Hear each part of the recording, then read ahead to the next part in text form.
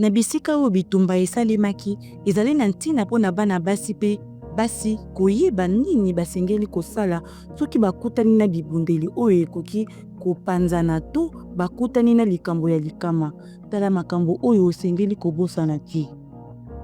Telema, tikala ya kotelema mpe zala na kimia. Kopusana penepene te mpe senga bato oyo bazali zingazinga na yo bazala mosika.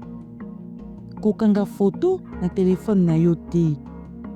Tala malamu makambo oyo ezali zingazinga na yo. Tala soki omoni bilembo misusu ya bibundeli oyo ekoki kopanzana zingazinga na yo. Zonga na esika oyo ozalaki na libateli, kotambola mosika ya ngambo ya likama.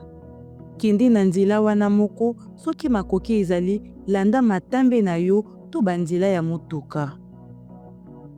Tango okokoma na esika ya malamu, koma esika oyo bibundeli to esika oyo ezali na likama ezali na bosikisiki penza.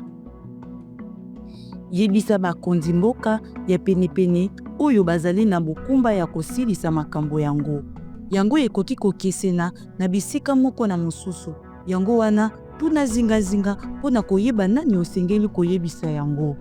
Na bisika mosusu ekoki kutu kozala na nimero moko ya telefone ya spécial oyo okoki kobenga mpona kokutana na bato ya mayele na makambo ya kolongola bibundeli oyo ekoki kopanzana.